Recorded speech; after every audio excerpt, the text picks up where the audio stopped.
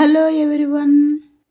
ఈ ఛానల్‌ని చూస్తున్న ప్రతి ఒక్కరికి థ్యాంక్ యూ సో మచ్ అండి. ఈరోజు నేనొక మంచి రెసిపీతో మీ ముందుకొచ్చాను. అదేంటా అనుకుంటున్నారా?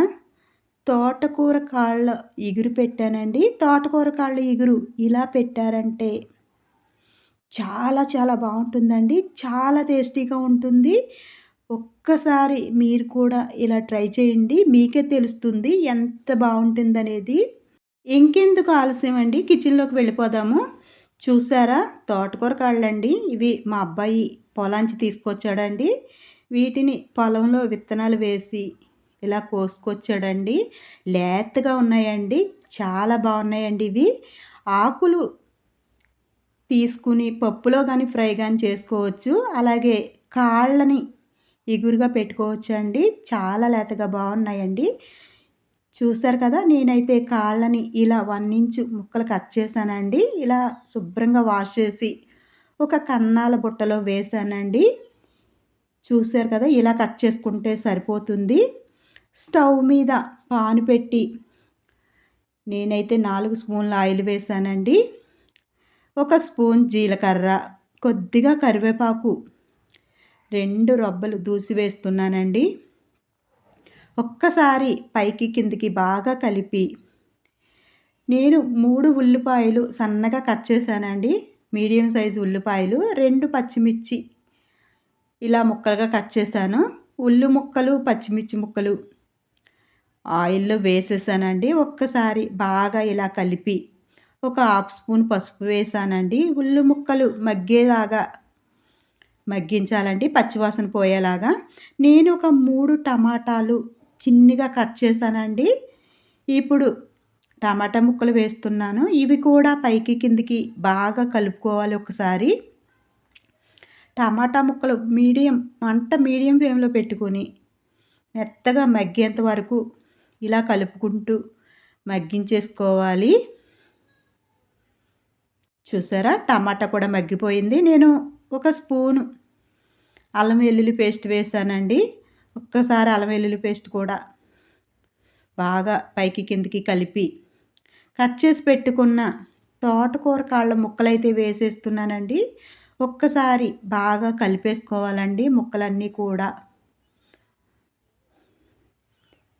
ఇలా కలిపి ఒక 5 నిమిషాల పాటు మూత పెట్టుకోవాలండి.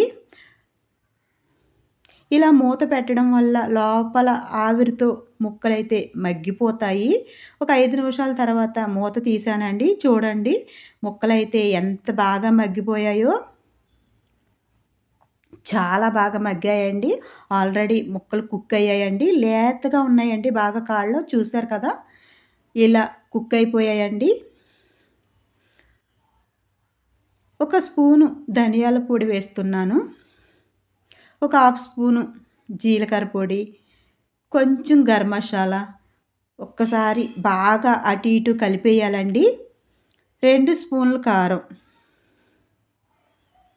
ముక్కలకి బాగా పట్టించాలండి.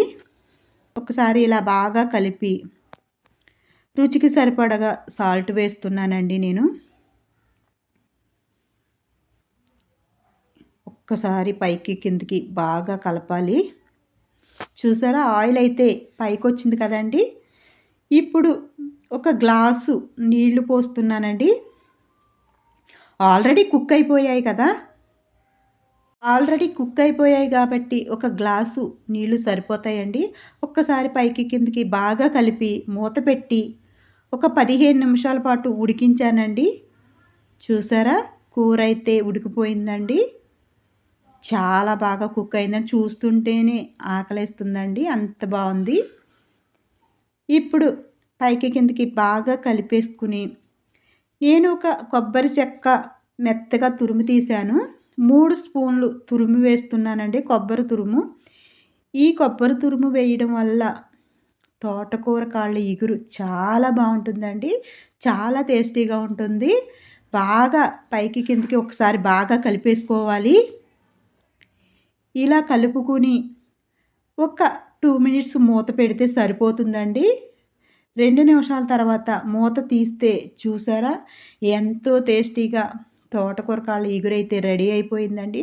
చివరిగా సన్నగా తురుముకున్న కొత్తిమీర వేస్తున్నాను. ఒక్కసారి బాగా పైకి కిందికి ఇలా కలుపుకోవాలి. కూర అయితే చాలా టేస్టీగా రెడీ అయిపోయిందండి.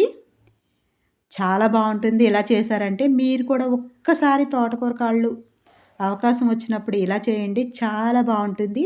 నాకైతే ఆకలేస్తుందండి. నేనైతే భోజనం కూడా చేసేస్తున్నాను. చాలా చాలా బావుంటుందండి తోటకూర కాళ్ళ ఇగురు.